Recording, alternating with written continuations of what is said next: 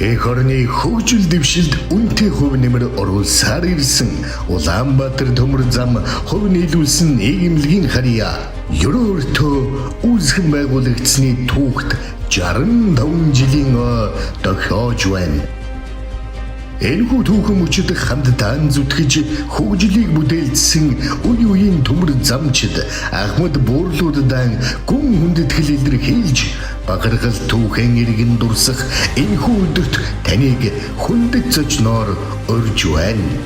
Арга хэмжээ 2025 оны 6 дугаар сарын 20-ны өдөр Сэлэнг аймгийн Дулаанхан тусганы соёлын төвд урлагийн тоглолт хүндэтгэлийн уулзалт дурсамж дүүрэн онцгой мөчүүд таныг хүлээж байна.